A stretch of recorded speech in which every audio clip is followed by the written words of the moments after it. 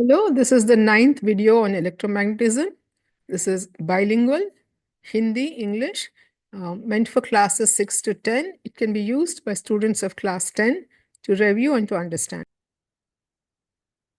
इसके पहले वीडियो में हमने देखा है कि चार्ज को मेटल कप के ऊपर ट्रांसफर किया जा सकता है। हमने पीवीसी रॉड या ग्लास रॉड को हमने रब कर घिस के चार्ज किया और फिर उस स्टैटिक चार्ज को हमने एक छोटे से चांदी मेटल सिल्वर कप के ऊपर रब करके उसको चार्ज को हमने मूव किया। So metal cup becomes charged. So charge metal cup के ऊपर चला जाता है और हम उसको फिर जब हम छूते हैं उसको तो फिर वो सारा चार्ज अपने हम अपने शरीर हमारे शरीर से होते हुए अर्थ को चला जाता है। ये खासकर if you are not wearing rubber chappals तो सारा चार्ज जब टच करते हैं तो उंगली से बॉडी से ऊपर और अर्थ को चला जाता है। ओके तो एक जब चार्ज मेटल कप पर जाता है तो मेटल कप के ऊपर सारा फैल जाता है। Once the charge moves to the metal cup, it spreads all over the cup. Okay, the metal cup allows the charges to move freely through it. उस metal cup में charge बहुत ही freely flow होता है। ये हमको कैसे पता? How do we know that? Okay, इसको जानने के लिए पहले हम एक गोल्ड लीफ इलेक्ट्रोस्कोप को देखते हैं। This is an instrument that detects the presence of electric charge. हमने इसके पहले पिथ बॉल इलेक्ट्रोस्कोप को बनाया था जो थर्मोकोल का बीड है धागे से लटकता हुआ। उससे हमने इस बात को पहचाना कि किसी ऑब्जेक्ट में चार्ज है या नहीं। This is the second instrument. Gold leaf electroscope is the second electroscope that we will look at. So this was a very useful instrument for scientists till the middle of 19th century. तो बहुत पहले ये instrument scientist के लिए बहुत ही जरूरी और important था। तो गोल्ड लीफ इलेक्ट्रोस्कोप इस तरह है। इसमें एक ये तो ग्लास बॉटल है या मेटल का भी हो सकता है आउटर कंटेनर। फिर इसमें एक मेटल का रॉड लगा हुआ है जिसके ऊपर एक राउंड नॉब है। ऊपर राउंड नॉब पोर्शन है। फिर एक स्टेम है इसकी एक छड़ी की तरह और फिर उसके नीचे ये दो बहुत पतले से मेटल के फॉइल पीसेस जुड़े हुए हैं। ये तो they used to be gold सोने से बने हुए होते थे पहले। अब हम एल्यूमिनियम फॉइल को यूज करते हैं। तो ये दो मेटल फॉइल्स को हम मेटल लीव्स गोल्ड लीव्स कहते हैं। और फिर ये अरेंजमेंट यहाँ पर ये रबर या कॉर्क होता है जो इंसुलेटर है। तो जब इस मेटल के छड़ी पर हम चार्ज ट्रांसफर करते हैं तो ये रबर या कॉर्क होने के वजह से ये चार्ज डिस्चार्ज नहीं होता। ओके सो ओके तो हम यहाँ पर एक पीवीसी रॉड पाइप चार्ज किया हुआ लाते हैं और फिर ये सारा चार्ज इसके ऊपर चला जाता है। और जब ये राउंड नॉब पे चला जाता है तो ये सारा ये रॉड के जरिए नीचे तक आकर ये दोनों गोल्ड लीव्स पर भी चला जाता है। क्योंकि ये लीव्स फ्लेक्सिबल है, दे आर मूवेबल, हिल सकते हैं। तो क्योंकि ये रिपल्सिव फोर्स है दोनों पर भी एक ही तरह का चार्ज चला गया है तो ये रिपेल करते हैं। इसलिए रिपल्शन के फोर्स के कारण ये दो दूर हट जाते हैं। सो दे diverge, the leaves move apart due to the repulsive force. तो इसको हम ग्लास रॉड से भी चार्ज कर सकते हैं। जब पॉजिटिव चार्ज आ जाता है तो सेम रिजल्ट हैपन, सब चार्ज नीचे तक आ जाता है और लीव्स डाइवर्ज होते हैं। तो इससे हम जान सकते हैं कि मेटल ऑब्जेक्ट पर चार्ज स्प्रेड होता है।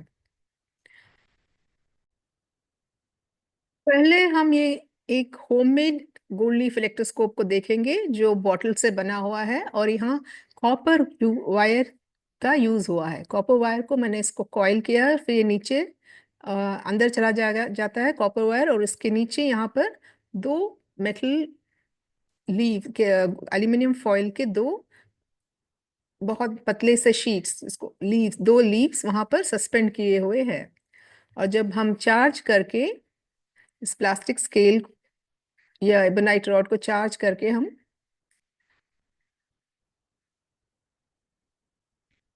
तो जब चार्ज ट्रांसफर हो जाता है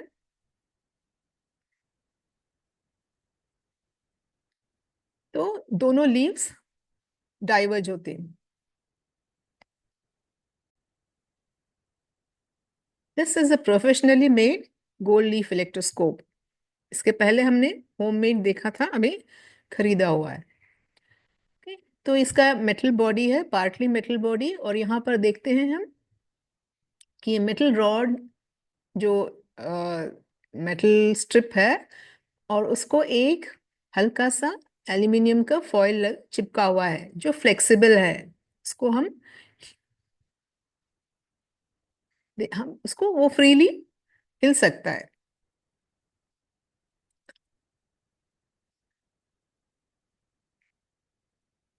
अब हम इसको चार्ज करते हैं एबोनाइट रॉड से, को पहले चार्ज करके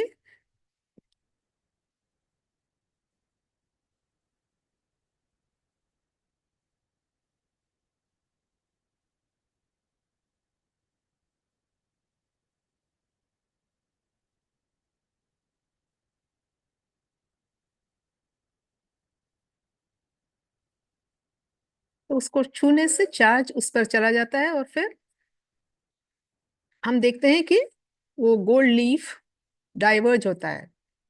तो इसमें एक प्रोट्रैक्टर भी लगा हुआ है जिससे हम मेजर कर सकते हैं कि कितना डाइवर्ज हुआ है।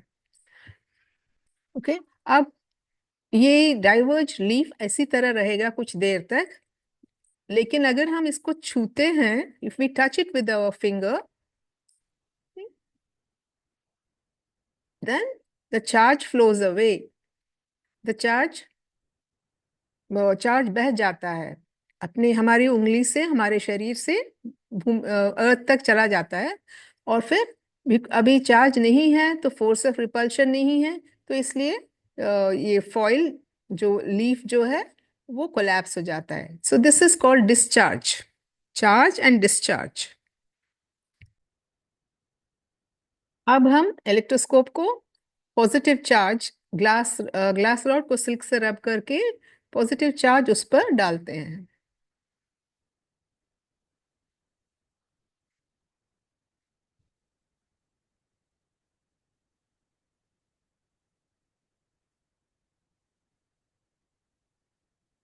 टच करने के बाद वो चार्ज ट्रांसफर हो जाता है, और हम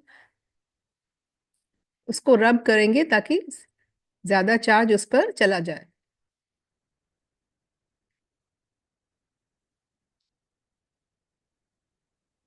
तो अब इलेक्ट्रोस्कोप चार्ज हो गया है पॉजिटिव चार्ज से, तो वो डिफ्लेक्टेड रहेगा, ऐसे ही लीफ डिफ्लेक्ट होकर रहेगा। और अब जब तक हम उसको डिस्चार्ज नहीं करते, अब हम इसको डिस्चार्ज करेंगे।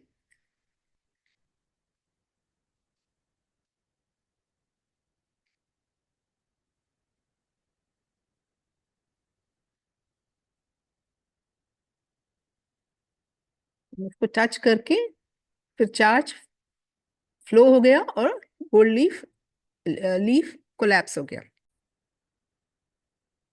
इस तरह हमने गोल्ड लीफ इलेक्ट्रोस्कोप यूज करके उसको हमने चार्ज भी किया और डिस्चार्ज भी किया।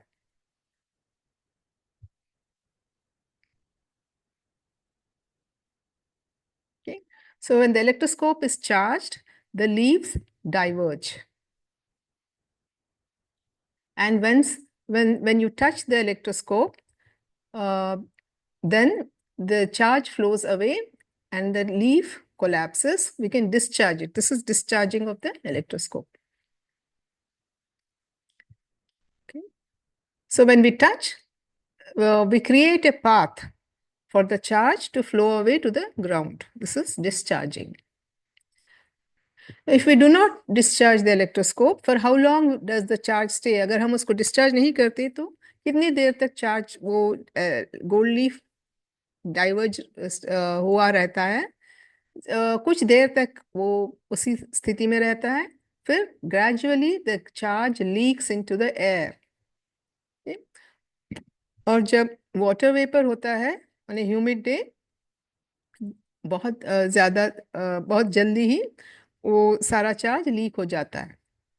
तो इस तरह जब this is a metal cup charge और हवा में वाटर मॉलिक्यूल्स है, वाटर वेपर के मॉलिक्यूल्स, ये इस they pick up the positive charge from the cup and they carry the charge away. तो इस तरह लीक हो जाता है कि ये gold leaf electroscope was very useful to early scientist for studying electricity. ये बहुत ही इंपॉर्टेंट इंस्ट्रूमेंट हुआ करता था। तो एक समय वो एडवांस इंस्ट्रूमेंट माना जाता था और उसमें से they used to pump the air out ताकि उसमें मॉइस्चर ना रहे और लीक ना हो चार्ज। फाइनली अब हम इलेक्ट्रोस्कोप पर दोनों तरह के चार्जेस हम ट्रांसफर करके देखेंगे। First we will transfer negative charge on the electroscope, then we will transfer positive charge on the electroscope और फिर देखते हैं क्या होता है। पहले हम नेगेटिव चार्ज एबोनाइट रॉड को वुल से रब करके नेगेटिव चार्ज को हम इस पर डालते हैं, ट्रांसफर करते हैं।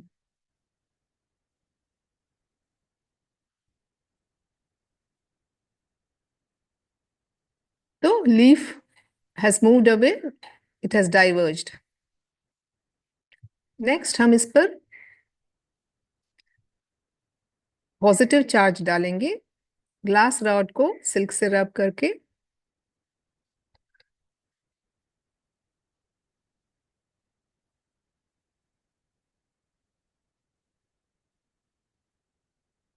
तो जब हमने पॉजिटिव चार्ज उस पर डाला तो गोल्ड लीफ कोलैप्स हो गया, just as if there is no charge.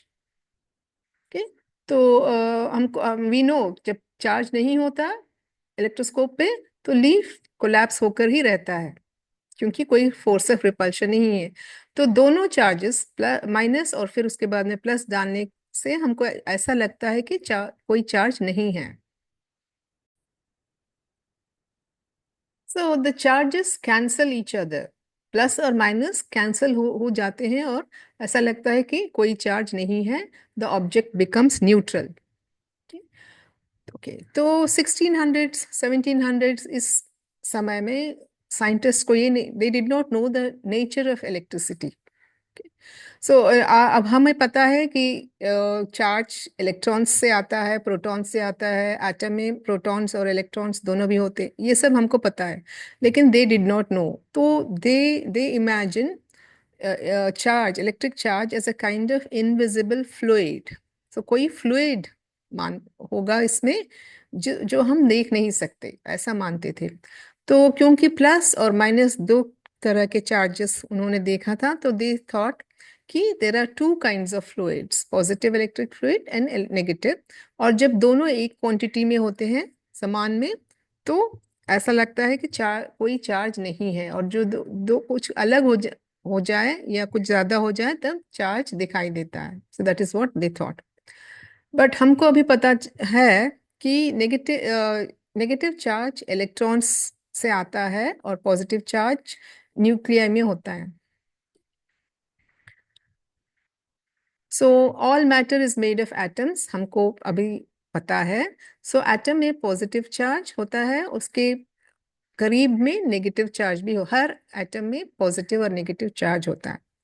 ठीक, और जब इंसुलेटर्स जैसे प्लास्टिक, ग्लास, पेपर, ये वुड, ये सब, इसमें इनके एटम्स में ये नेगेटिव और पॉजिटिव बंधे हुए, they are bonded. Okay, so they are attach to each other.